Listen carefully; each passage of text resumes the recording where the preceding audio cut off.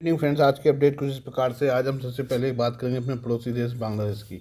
मोहम्मद यूनुस के सत्ता में आने के बाद से पाकिस्तानी सेना के लिए बांग्लादेश के दरवाजे पूरी तरह से खुल चुके हैं।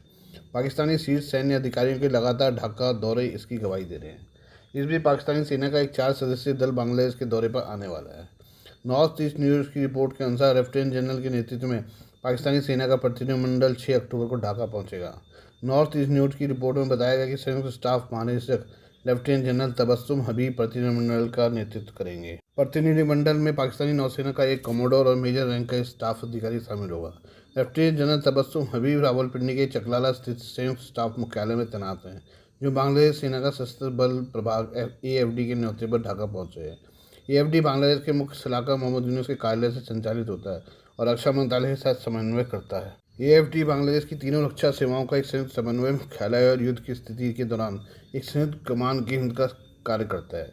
पाकिस्तानी प्रतिनिधिमंडल की यात्रा की योजना पिछले महीने बनाई गई थी, जब AFD के संचालन योजना निदेशालय ने एक पत्र जारी कर लेफ्टिनेंट जनरल हबीब की मेजबानी के फैसले की सूचना दी थी। पाकिस्तानी सैन्य प्रतिनिधिमंडल की यात्रा को सद्भावना यात्रा के रूप में बताया गया है। इसका उद्देश्य बांग्लादेश और पाकिस्तान के बीच रक्षा क्षेत्र में सहयोग को बढ़ाना है। लेफ्टिनेंट जनरल हबीब यात्रा के दौरान बांग्लादेश की सेना के शीर्ष अधिकारियों से मिलेंगे। हालांकि ये पता नहीं चला है कि क्या वो जनरल वक़ारुज़्ज़मान के साथ आमने सामने की बैठक करेंगे। मोहम्मद यूनुस की अंतिम सरकार के नेतृत्व में बांग्लादेश और पाकिस्तान के बीच सैन्य सहयोग तेजी से बढ़ा है। इसी साल जनवरी में lieutenant general SM Kamrul Hasan के नेतृत्व में बांग्लादेश सेना के अधिकारियों का प्रतिनिधिमंडल पाकिस्तान के दौरे पर गया था।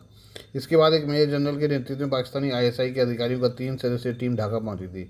इसने बांग्लादेश के कुछ सीमावर्ती क्षेत्रों का भी दौरा किया था।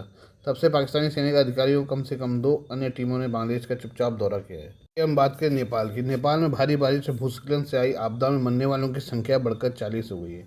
नेपाल के सशस्त्र पुलिस बल AFP की ओर से रविवार को इन मौतों की पुष्टि की गई है। नेपाल के सुरक्षा निकायों ने कहा है कि बाढ़, भूस्खलन, बिजली गिरने और सड़क दुर्घटनाओं में 13 लोग घायल हुए हैं। बारिश में संबंधित घटनाओं में 11 लोग लापता बताए गए हैं। AFP के प्रवक्ता शैलेंद्र थापा ने ANI को बताया कि सिर्फ इलाम जिले में ही बाढ़ और भूस्खलन ने 28 लोगों की जान ली है।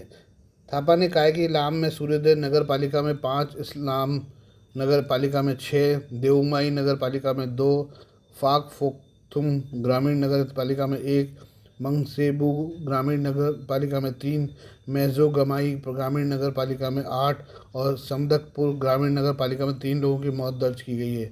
इसके अलावा बाढ़ और भूस्खलन के कारण उदयपुर में 2, रौतहट में 3, रसुआ में 4 और काठमांडू में 1 व्यक्ति की मौत हुई है। नेपाल में बीते 2 दिनों में अलग अलग घटनाओं में खोतांग, भोजपुर, रौतहट, मकवानपुर जिलों में बिजली गिरने से 8 लोग घायल हुए हैं। पंचतरण जिले में एक सड़क दुर्घटना में 6 लोगों की मौत हो गई है, 6 घायल हो गए हैं। शुक्रवार रात से नेपाल में बारिश लाने वाले मौसम का मिजाज अब नेपाल के पूर्वी हिस्से की ओर मुड़ गया है। इसके बाद इसे रेड जोन में रखा गया है। नेपाल में भारी बारिश के बाद सप्तकोशी नदी के जलस्तर में तेजी से वृद्धि हुई है। ऐसे में भारत से सटे कोसी बैराज के सभी 56 गेट खोल दिए गए हैं। सुनसारी के अधिकारी धर्मेंद्र कुमार मिश्रा के अनुसार नदी का प्रवाह 3,30,060 घन फीट प्रति सेकंड तक पहुंचने के बाद 50 गेट और जल प्रवाह 3,35,360 घन फीट प्रति सेकंड से ऊपर पहुंचने पर दबाव को नियंत्रित करने के लिए 56 गेट खोल दिए गए हैं। नेपाल सरकार ने कहा कि अधिकारी नदी के जलस्तर की निगरानी कर रहे हैं। कोसी बैराज पर एक लाल चेतावनी लाइट जला दी गई है और बाढ़ के उच्च जोखिम के संकेतक के रूप में लाल झंडे लगा दिए गए हैं। सुनसरी और उदयपुर के निचले इलाकों में बाढ़ के बढ़ते खतरे को देखते हुए निवासियों से आवश्यक सावधानी बरतने का आग्रह किया गया है। आइए हम बात करें मिडिल ईस्ट की। मिडिल ईस्ट की सबसे बड़ी एयरलाइंस एमिरेट्स ने हाल ही में भारत जाने वाले यात्रियों के लिए खास सूचना जारी की थी, जिसमें उसने एक महत्वपूर्ण बदलाव के बारे में बताया था। ऐसे में अगर आप मिडिल ईस्ट से भारत जाने के बारे में सोचते हैं तो आपको इस बारे में जानना जरूरी है। यह एक नए E-अराइवल कार्ड के बारे में है, जिसे प्रस्थान से पहले पूरा करना होगा। भारत के आयोजन इमिग्रेशन ब्यूरो ने एक डिजिटल E-अराइवल कार्ड प्रणाली शुरू की है, जो अब देश में प्रवेश करने वाले सभी गैर भारतीय नागरिकों के लिए अनिवार्य है। E-अराइवल सिस्टम क्या है? यह प्रणाली आधिकारिक तौर पर 1 अक्टूबर 2025 को लागू हुई, जिसने अब कागज वाले आगमन फॉर्म की जगह ले ली है। यह बदलाव का उद्देश्य आवेदन को व्यवस्थित करना, प्रक्रिया में लगने वाले समय को कम करना और हवाई अड्डों में डिजिटल प्रथम सेवाओं की ओर से भारत के व्यापक कदम का समर्थन करना है। वर्तमान में यह प्रणाली दिल्ली में मौजूद देश के सबसे व्यस्त प्रवेश द्वारों में से एक है। आइए इस नई प्रणाली के बारे में जानते हैं। यात्रियों को आगमन विवरण ऑनलाइन जमा करने की सुविधा प्रदान करके इस प्रक्रिया से लैंडिंग के बाद फिजिकल फॉर्म भरने की आवश्यकता समाप्त हो जाती है। UAE की एमिरेट एयरलाइंस ने 30 सितंबर को अपनी सलाह में सूचना दी है कि 1 अक्टूबर से भारत आने वाले गैर भारतीय नागरिकों को विमान में चढ़ने से पहले ई आगमन कार्ड भरना अनिवार्य होगा। इसमें यात्रियों को सलाह दी गई है कि वे प्रस्थान के 72 घंटे से पहले और 24 घंटे बाकी रहने के बाद फॉर्म न भरें। यह भी बताया गया कि फॉर्म पहले से जमा न करने पर आगमन पर हवाई अड्डे की प्रक्रिया लंबी हो जाएगी। इसमें कोई पंजीकरण शुल्क शामिल नहीं है। ई अराइवल कार्ड कई आधिकारिक सरकारी माध्यमों से जमा किया जा सकता है। खास बात यह है कि पूरी प्रक्रिया पेपरलेस है। इसमें किसी दस्तावेज को अपलोड नहीं करना है। सबमिट करने के बाद एक कंफर्मेशन ईमेल भेजा जाता है, जिससे इमिग्रेशन में डिजिटल रूप से दिखाया जा सकता है। यात्री नीचे दिए गए प्लेटफॉर्म के माध्यम से डिजिटल फॉर्म प्राप्त कर सकते हैं।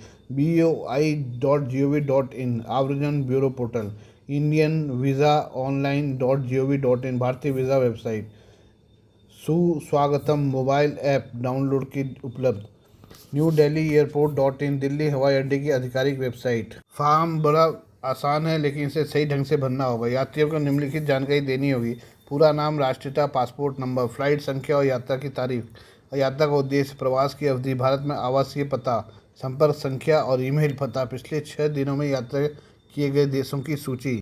हर दिन यूएई से हजारों यात्री भारत आते हैं। ई अराइवल कार्ड की शुरुआत से प्रक्रिया में एक बड़ा बदलाव आया है।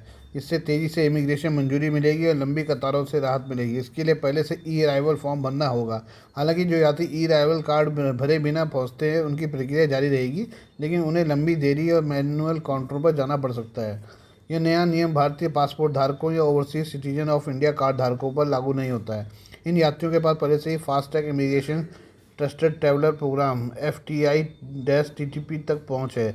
इसे जून 2024 में दिल्ली हवाई अड्डे पर शुरू किया गया था। ये बात करें पाकिस्तान की। पाकिस्तानी सेना प्रमुख आसिम मुनीर ने अमेरिकी अधिकारियों को अरब सागर में बंदरगाह बनाने का प्रस्ताव दिया है। इस प्रस्ताव पर अमेरिका में पाकिस्तान के राजदूत रह चुके हुसैन हक्कानी ने सवाल खड़े किए हैं।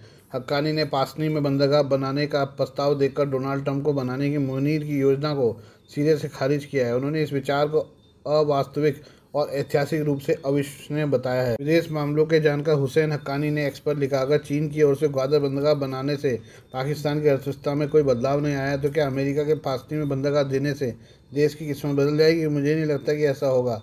हमें समझना चाहिए कि देश को आगे बढ़ाने के लिए मानव पूंजी में सुधार, उत्पादकता बढ़ाने और सुरक्षा एवं स्थिरता सुनिश्चित करने के अलावा कोई विकल्प नहीं है। पाकिस्तान के सेना प्रमुख असीम मुनीर ने ट्रंप प्रशासन के सामने अरब सागर के किनारे पासनी शहर में बंदरगाह विकसित करने की योजना पेश की है। यह चीन के समर्थन से पाकिस्तान के ग्वादर में बने पोर्ट से 112 किलोमीटर और ईरान सीमा से 160 किलोमीटर दूर होगा। हक्कानी का कहना है कि यह पाकिस्तान के लिए अच्छा नहीं है। हुसैन हक्कानी साल 1992 से 93 तक श्रीलंका और 2008 से 2011 तक अमेरिका में पाकिस्तान के राजदूत रहे हैं। AFT के अनुसार मुनीर के पासनी पोर्ट के प्रस्ताव का उद्देश्य अमेरिका को एक संवेदनशील क्षेत्र में रणनीतिक पैर जमाने और पाकिस्तान के महत्वपूर्ण खनिज क्षेत्र में निवेश आकर्षित करने के लिए है। कथित तौर पर इस योजना में पाकिस्तान और अमेरिका समर्थित वित्त पोषण के मिश्रण से $1.2 बिलियन के प्रस्तावित विकास शामिल हैं। हालांकि एक्सपोर्ट को यह सौदा पाकिस्तान के लिए फ़ायदे का नहीं लग रहा है। हक्कानी के अलावा लेखिका आयशा सिद्दीकी ने ग्वादर से पूरी क्षमता से काम न करने के बावजूद नई बंदरगाह बनाने की आवश्यकता पर सवाल उठाया है। आयशा कहती है, बड़ा सवाल यह है कि जब मौजूदा बंदरगाह आधी क्षमता पर काम कर रहे हैं, तो दूसरा बंदरगाह क्यों खोला जाए? ग्वादर या पोर्ट कासिम का ही इस्तेमाल क्यों ना किया जाए? या फिर से आंखों में धूल झोंकने का कोई नया तरीका है? Please do like, share and subscribe this channel of my news, views and analysis bye Prakash.